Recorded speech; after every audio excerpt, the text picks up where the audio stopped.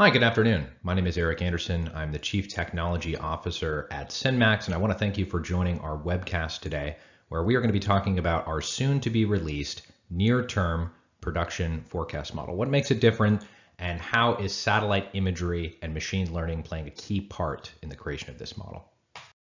All right, so why do we need a new production model? Well, it's no secret that of the whole S&D, supply is consistently difficult to forecast, especially in the short term, right? If we're ignoring the weather, in fact, I think supply is one of the most consistently missed forecast components in an S&D.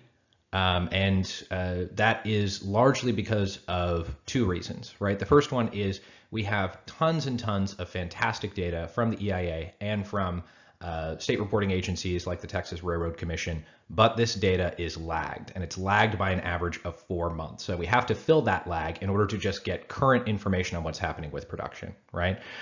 So one of the most common ways to do this is that we use interstate pipe scrapes, right? So pipes that flow across state lines are regulated by the FERC, and they must legally post all of their flows, as I'm sure many of you know. And these flows can be scraped or aggregated together into a database, and you can use a portion of those to model daily production on about a 1-day lag. So this is great. It works awesome in regions like the Northeast, where most of the pipelines up there are interstate pipelines. But when we go down to Texas, which happens to be one of the most important production regions right now, that sample falls a lot lower, and you're lucky to get an R-squared of 0.6, 0.7 in some of the most prolific and important regions of Texas, just because it is not uncommon for a molecule of gas to flow from a well all the way into storage without ever passing on an interstate pipe. It can stay strictly into intrastate pipes, which creates a big problem, right? These unseen production changes can be impossible to know about in advance, and they can cause a lot of EIA storage number surprises. And then the other reason why we need a new production model is that other models do very poorly when it comes to near-term production, which can be extremely material to markets. Right, so we essentially have two different kinds of models that are most popular out there. The first one is a rig count based model, and these models go back a long, long ways, way before the shale revolution, where I'm sure they performed much better. But now that the well life cycle for the majority of prolific wells has changed to include frac crews as the final stage before production comes online, these models perform very poorly simply because rigs and DUCs are often totally uncorrelated. You can have a growth in rigs that is also a growth in DUCs, right? These are drilled but uncompleted wells, which means that rigs are not going to be correlated at all to production. You can argue that long-term rigs are always going to be correlated to production because they're not going to drill it without completing it, and I agree with you, that's true, but we're talking about the short term here. Probably the current to 3-month range. Rigs have a very poor correlation to production. And then the second type of model, which is my preference, right, when I pick the two, is a producer survey model. It basically requires an analyst to go out and listen to all the earnings calls of all the public producing companies and aggregate that information together to determine what the production growth is amongst those companies, and then extrapolate that to the private companies. Historically, this model has performed, I think, better than the rig-based models for long term, but it still has huge deficiencies in the short term. First deficiency is that you only get new information every 3 months, right? So you're not going to capture 3-month changes. If there's a change in producer behavior, you're not going to find out about it until the next earnings seasons when you can get all those updated guidances. And the second one is that there is not necessarily a relationship between public and private producers. Public producers and private producers can behave in completely opposite manners, as you can see on the right chart here. So the right chart, I have about the last 18 months of frac crews, and I've broken out the frac crews. On the orange line are the public crews, and on the blue line are the private crews. So you can see for most of this history, they are performing kind of in lockstep with each other, although very recently we've seen a complete opposite behavior from them, where the private crews are ramping, the public crews are falling, and vice versa, right? So that means that any kind of producer survey model is going to miss in this period, not to mention it's going to be a very poor performer when it comes to near-term production forecasts. If you haven't seen our Hyperion dashboard before, I'll give you a quick tour. This is the main page. All this information is also available through our API, where you can get these individual data sets down to the well level. On the left here, we have the fracking data. On the right, we have rig data. All of this information is derived only from our satellite observations, and if you'll see, it is a daily time series. We take an average of about 3,000 satellite photos a day to populate this, and this is not a modeled or extrapolated figure. This is the actual sample of satellite photos on every single day. So when I say there's 248 active frac crews in the lower 48, that means I can show you 248 pictures of frac crews. You'll notice that there appears to be kind of a soft ceiling on frac activity. We believe that's related to supply chain and labor constraints as the industry attempts to ramp up post-COVID. And that number's around 260 frac crews. So we are closely watching to see if frac crews can ramp beyond 260 as a bearish indicator for the market, as production obviously could increase from that. So we're keeping a close watch on that, but there is another way that production can increase, and that is through allocation to different regions. So an average well in the Permian, for example, on a gas basis produces about 800 to 1,000 MCF per day. You take the same frac crew over to the Haynesville, and an average well can produce around 20,000 MCF per day. So another way, with the frac crew ceiling intact, for production to ramp is for these frac crews to reallocate away from oily plays like the Permian and Eagle Ford and into the Haynesville. And there are some, although not definite, anecdotal signs that that may be happening right now. You'll notice that the frac crews have declined materially on a lower 48 level since about July. A lot of this is due to the Northeast, where we've lost a little over 10 frac crews, and we're already starting to see a little bit of an effect on production from that. But a much larger portion is actually coming from the Permian itself.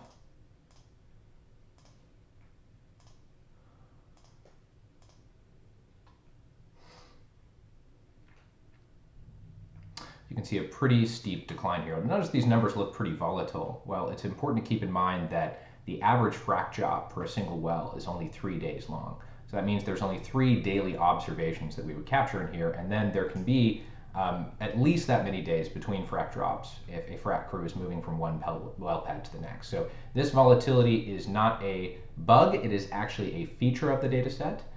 You can see exactly when these crews are active and engaged on the well pads. And you'll notice that drilling doesn't quite have the same volatility as fracking. Well, that's because the average drill job is 21 days per well. So it's clearly a lot more stable to put drills in place where you can get them for a longer observation than it is for frac crews where it tends to look a little bit more volatile. But nevertheless, we are seeing a decline of frac crews down to about last year's level in the Permian. And anecdotally, we believe that this could be the beginnings of a reallocation to the Haynesville. So one of the things that we've noticed in the Haynesville, one is that operators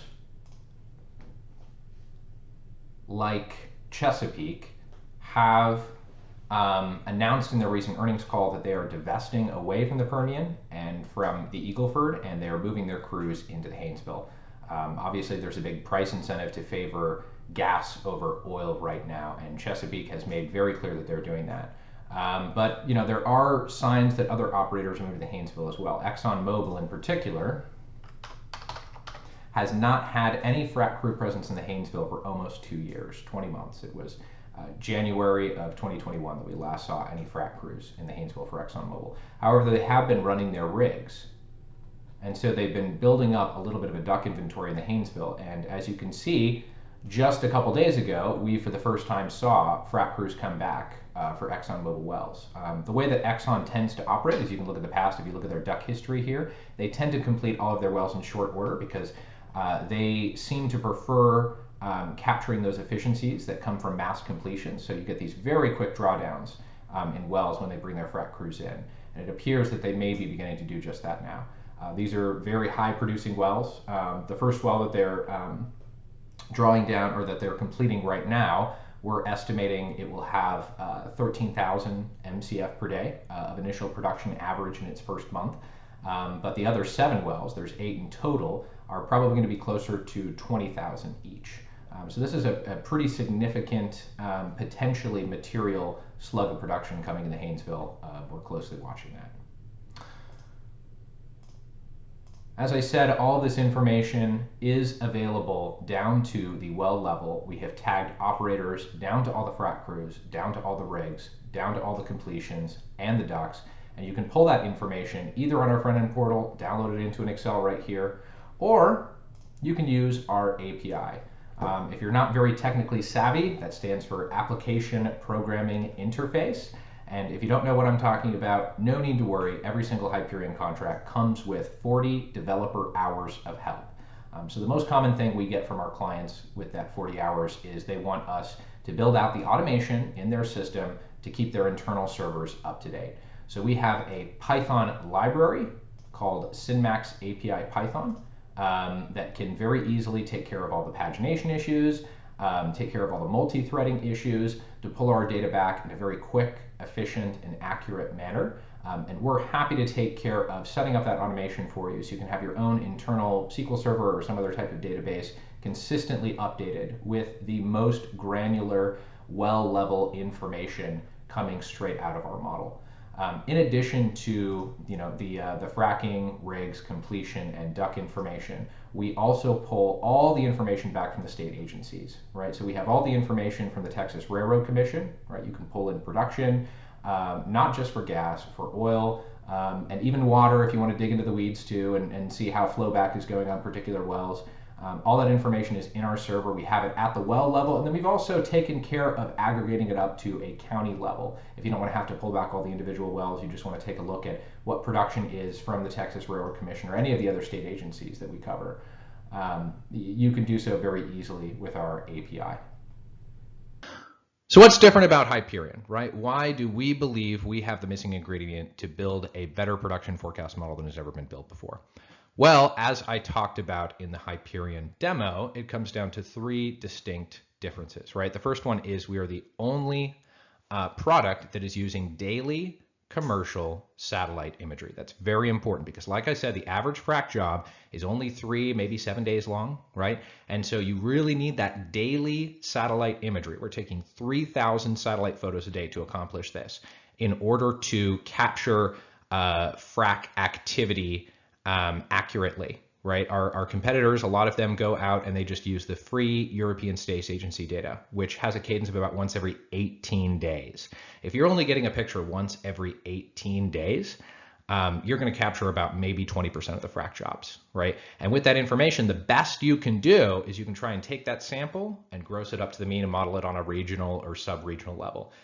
We don't do this, right? Like I said in the presentation, so you can see on the charts here, if I'm saying there's 250 or 248 frac crews, right? That means I can show you that exact number of pictures of frac crews. This is not a sample. This is not modeled. This is the real deal. And the third difference is our data is near real time. What that means is, we're constantly taking pictures, right? We're constantly ingesting this information on a daily basis. And so we do not have a significant lag built into our data, which means that we can capture important events in the well life cycle that are very predictable of future production. And none of our competitors can do that. So what does that mean, capturing the well life cycle? Well, we're taking a lot of pictures, right? We're taking pictures when the permit is filed, before the well pad is cleared, once the well pad is cleared, once the rig arrives, once the rig leaves, once the frac crew arrives, and once the frac crew finally leaves, right? So this is just an example, just 6 snapshots of a well life cycle. Of course, there are hundreds and hundreds of pictures that go into the background of this. This just gives you an idea of what types of events our model is capturing. And the well life cycle is key in predicting production, right? So, I think all of you are aware that wells are drilled, right? Wells are drilled and wells are fracked. And between the period of when the rig leaves and the frac crew leaves, that well is in a DUC state, right? Drilled but uncompleted wells is a very important metric to track. It is the dry powder of production. It is what is immediately available to producers, assuming they can get the completion crews, for them to bring on production very quickly. And producers tend to have strategies around DUCs, right? They tend to build up DUC inventory at times when the market is in a downturn and then draw on their DUC inventory in times when things are good and frac crew availability is such that they can get those wells completed. So monitoring DUCs is really important, and we have that information in near real time available to you both on our platform and through our API. But I think the key here is the turned in line lag. So not a lot of people know this, but after the frac crew leaves, it isn't just immediately production put onto the pipe. And I'm talking about gas here, although the same is true with oil as well.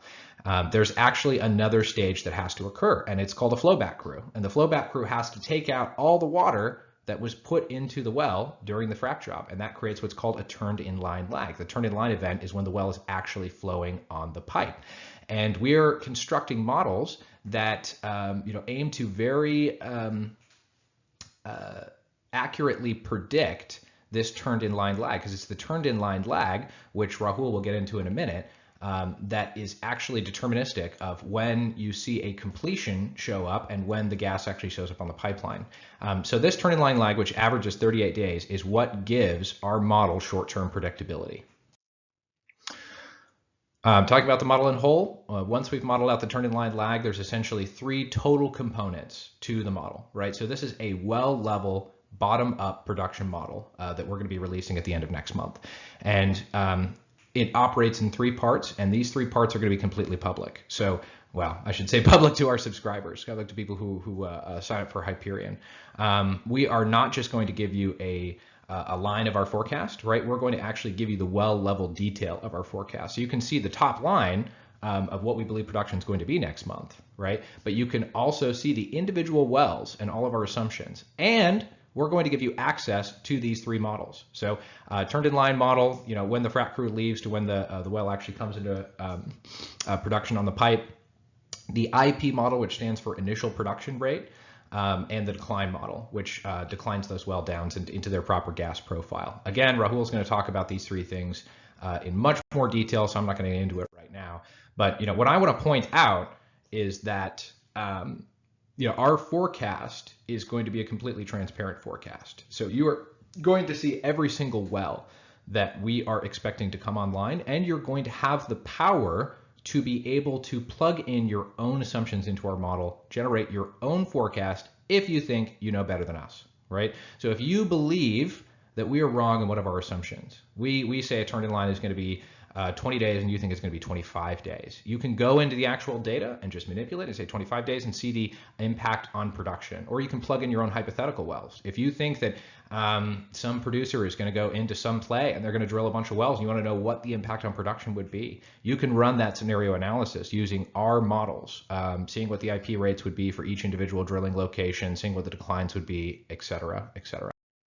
All right, with that, I'm going to pass it off to Rahul, our data scientist, who's going to talk about how these models work in more detail. Rahul? So thank you, Eric, for the introduction. So as Eric mentioned, the production forecasting model essentially has 3 components. There's the turn in line production component, where we predict once the frac crew has left the well pad, when the production from the wells is actually going to come online. Secondly, there is the IPR model, where we are predicting what the initial production rates of the well will be. And thirdly, there's the decline model, where we are predicting for wells which have already been producing for a while, what their short-term future is going to look like. Okay, so before I get into the details of the production forecasting model, here are some challenges which we have solved in this process. So the challenges around production forecasting, mainly around the data, and they are basically 3-pronged. The first one is the timing of this data. So most of the data which comes in from the public regulatory agencies is lagged by several months. So for example, in the case of the Texas Railroad Commission, you could have data coming in which is 4 months old. And what they also do sometimes is that they change bad data as they go into the future. So what our solution aims to do is to build models which can reliably fill in this gap of the delay in public data up to the present, and also to be able to predict into the future. So that is one of the main aims of this production forecasting model. Then the second is around the data quality. So the first few months of the data are usually noisy. Now, this is not just in terms of reported data, but it's also actually in the ground truth itself. So the initial few months of the well are dominated by a lot of different things. There's cleanouts going on. There's shut-ins are fairly common, and moreover, it's in an exponential decline phase. So the data tends to be really noisy. The actual IP dates are actually either unavailable or unreliable. So you imagine there is a well which is producing at a very high rate, but you didn't know exactly when it came online. So this is kind of a big issue as far as production forecasting goes. Thirdly, the allocations which you get for a given well. So this is not necessarily actual production. In fact, most wells which we see in a production data set, they don't actually have flow meters attached to them. So the production numbers that you see for a given well are actually allocated numbers. So this allocation process could be good, it could be bad, it depends on the operator. So you do have to deal with that uncertainty in your data as well. Now, what is our solution to this? So firstly, machine learning has evolved to the point that it can deal with this kind of a noisy data, which has a large uncertainty around it, fairly well. So we have also been, carefully picking our machine learning modeling techniques, which are robust to a lot of this noise. The second advantage that we have here is we have a very large volume of data. We have data from hundreds of thousands of wells across many years and across different basins. So as far as our main objective goes, which is to capture large scale gas supply for, let's say, the Permian or the Haynesville or the Eagle Ford, these large volumes of data, they actually play in our favor. So a lot of this uncertainty in the data quality, we can address using very large volumes of data. The third issue around production forecasting is basically around the frequency of the reporting. So the state agency data is monthly. So most theoretical models about production forecasting, they're based on daily production. So production forecasting is a very well-studied problem. There is a lot of very good research papers around this problem, but most of them focus on daily production. So one of the very prerequisites of any of these models is to have a production at the daily level, which also means that you need information on shut-ins and other granular anomalies, which are actually not available to us. So therefore, our solution to this is to move away from some of these daily production models and the assumptions that they are making about a well. Okay, now that I've set up the introduction for what challenges we are solving here, so let me move into the model details itself. So the first component of our production forecasting is the turn-in-line production. So the exact estimation of this turn-in-line production is surprisingly difficult. So if you talk to any operator, like their usual motivation is to turn on production as soon as possible. Now, I confirmed this by speaking to a few actual completions engineers and production engineers at different operators. So this decision, however, is ultimately driven by logistics and supply chain constraints. And in some cases, it is also operator patterns. So some operators are trying to achieve efficiencies of scale. So they complete a bunch of wells, but they don't bring them online immediately. And then they bring a lot of them online all at the same time. So not all operators can do this kind of thing because they just don't have enough wells to play with, but some do. Uh, and thirdly, engineering and geology have surprisingly little influence on this behavior. So engineering and geology, they may have a lot of impact on how fast a well declines and what the EURs of the well are. But as far as downline production goes, it seems that engineering geology do not have that much influence. And lastly, and I keep bringing this up, the actual IP dates are either unavailable or unreliable. So when you're training a supervised learning model, even your target variable has a pretty high uncertainty bar around it. Over the years, the natural gas trading community has developed some rules of thumb.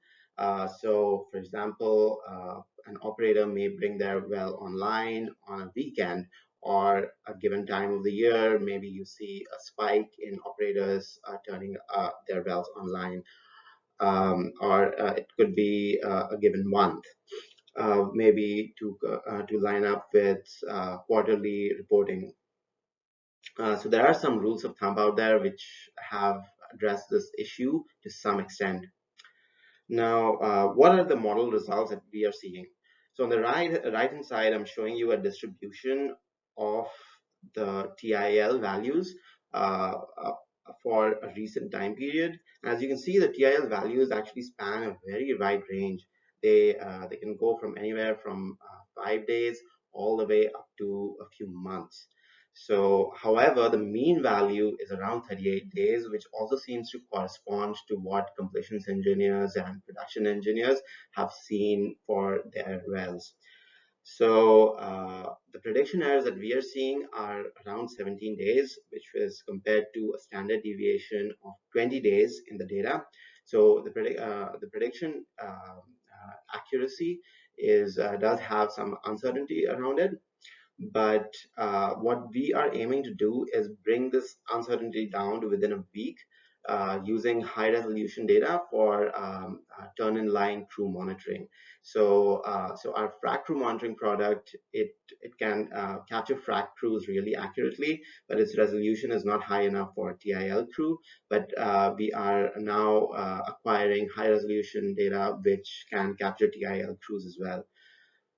So once we have this should bring down the uncertainty in our TIL model pretty dramatically. The next component of our model is the initial production rate model. So on the right-hand side, I'm showing three different behaviors for any given well.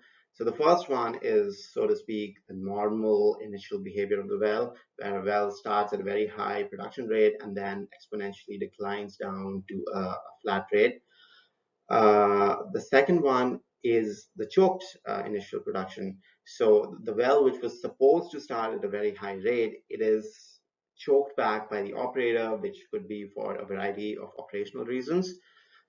And then at some point, then they let the choked well slowly decline off to some kind of a flat production profile. The third one is a ramping up production. So the operator keeps the production down low initially, and then suddenly you see this slug of production happening in over a period of a few months, and then the production again declines down slowly to a flat profile. So besides these three kind of behaviors, there could be other anomalies like shut-ins and cleanouts, and just some behavior related to logistics. And these are the reasons why we decided to separate out the initial production behavior of the well from the decline period of the well. As for the calculation of the actual initial production rate, as I've mentioned before, we have incomplete data for the first month because we don't know exactly when the well started in the first month. So what we have done is we took data for the complete months and we estimate the IPR using some theoretical model. And this theoretical model assumptions, they change, we have adjusted them from location to location to be able to estimate IPRs as accurately as possible. Here's a model predictions for all of the Haynesville. Now, for the model inputs, we have used location, engineering parameters, and formation properties. And what you can see here is that for Haynesville, we are getting a fairly good predictions for initial baseline model.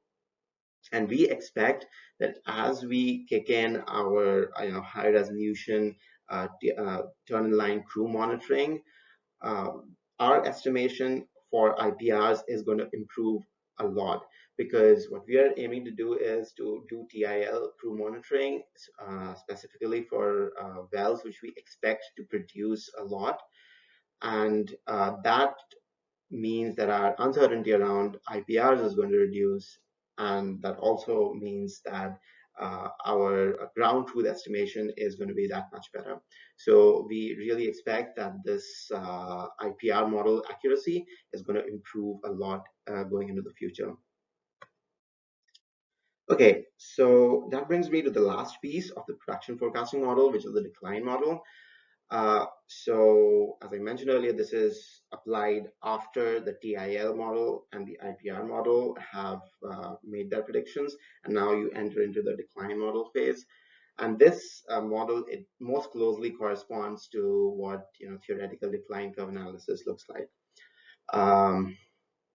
But in addition to just the production, we're also using parameters around which we get from the engineering design of the well where it is available, and also the geology of the formation where the well is sitting.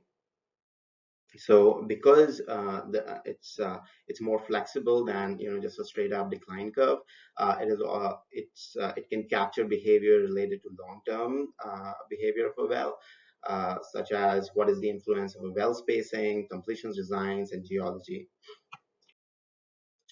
Okay, so the 3-month ahead model. So here I'm showing predictions what the decline models behave if you go 3 months into the future.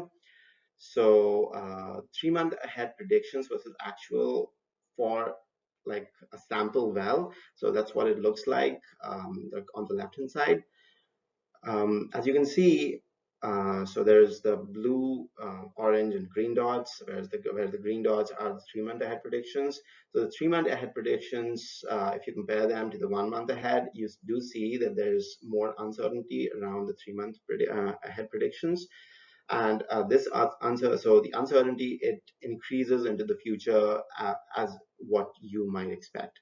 However, like once you make these predictions for all of the Haynesville, we get a pretty good R-squared correlation for our 3 months ahead prediction. So so as far as our predictions 3 months ahead goes for all of the Haynesville, so we are fairly confident of our numbers.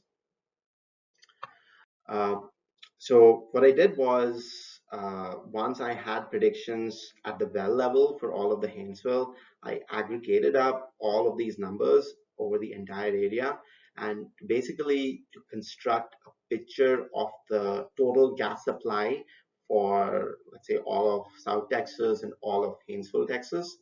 And this is going 3 months into the future, and this is what our predictions look like. So the red dotted line is basically the cutoff point of our training data. And so beyond that point, it's all predictions 3 months into the future. As you can see, we get a pretty close match with the actuals for this large region. But what was really encouraging to me and kind of exciting was that we were able to get not just a low error for the region, but also to be able to capture a lot of the volatility in the data. So we are not only able to reduce the absolute error, but also capture the trends of the movement in the data for a very large number of the months. So I would also like to emphasize that we are still working on this model, like continuously improving it. So it's only going to get better from this point on. Finally, I'd also like to talk about some of the deployment features of the well. Basically, how we envision this model could be used by our customers. So the first one is scenario analysis, basically asking what if questions. So let's say you have some basis for believing that the drilling rigs or the frac crews are going to increase at some point in the given future. So what is going to be the influence in the gas supply a few months down the line? Or let's say there is an operator who has completed a lot of wells and has not brought them all online. What would be the impact if all of those wells were brought online at the same time? You could also do granular analysis. So let's, for example, doing well spacing. Like if there's an operator which keeps reducing their well spacing, and hence increasing parent-child interactions, track hits. What is going to be the influence on production for that operator, or maybe for that region? And just going the same way, and you can do operator level forecasts for what the gas production for a given operator is going to look like, and that could be across multiple regions. And finally, for future enhancements. So like I said before, I'm already very encouraged by what our model productions look like right now. But one of the things we want to test out is what are the limits of this approach? Like how far into the future can you go? Like without compromising your predictions quality too much. So like if we go 1 or 2 years into the future, like do the predictions still look good? What do the EURs look like? Can these things be achieved using this approach? And right now, I believe that at least for EURs, we probably can, and we can model behavior pretty far into the future. The secondly is the influence of freeze-offs. So, and this is not just for Texas, but also for any region where there is a lot of snowfall and the temperatures drop down a lot. So what is going to be the impact of freeze-offs on a given region? Then thirdly is geology features. So as I've already mentioned, we are using a very large amount of production data, like going back many years. We also have a lot of engineering data around it, for example, what the completions designs of these wells were. But there is an enormous amount of geology data available from the EIA and from other public agencies, which should dramatically improve predictions for individual wells. So for example, the Texas Railroad Commission provides very granular well logs for hundreds of thousands of wells, and it's the same in North Dakota. So the geology data is kind of not exactly the same across different states, but for individual states, you can get a lot of value by including geology information. So this could also include, for example, the 3D structure of the formation, like how thick the Haynesville is at a given location, and what the what faulting is going on at a given location. So you can extrapolate a lot of information using geology. So I'm really excited to see how much better our production forecast gets as we keep adding these future enhancements. So that's all from me, and I'm going to hand it back to Eric from this point. Thank you. All right, thanks, Rahul. In closing, we're going to be releasing or begin releasing this forecast at the end of next month. We're going to do it one sub-region at a time, starting with one in the Gulf, probably Texas, either Haynesville or Eagleford. And then we'll be rolling those up in subsequent months afterwards, eventually having a forecast for the entire lower 48, all the regions we currently cover. You're not just going to get the time series. Like I talked about earlier, you're going to get the well level detail, and you're going to get access to all three components of the model, so you can query those models yourself through the API, get your own answers allowing you to perform scenario analysis, or allowing you to construct your own internal model if you don't want to use ours, or if you want to compare its results to ours. So as a bonus for listening to this webinar, if you subscribe to Hyperion in the next 14 days from today, we're going to give you 20% off your first year subscription. If you want to subscribe, just email me. That's Eric, E-R-I-C, @synmax.com. We can set up a chance to do a quick demo. I can put you on a trial of the Hyperion platform, and you can get your 20% off on Hyperion. If you have any questions, please send them directly to me as well, or to our team. That's info@synmax.com, or you can send them straight to me, Eric, E-R-I-C, @synmax.com. Thank you very much for enjoying. Hope to see you next time.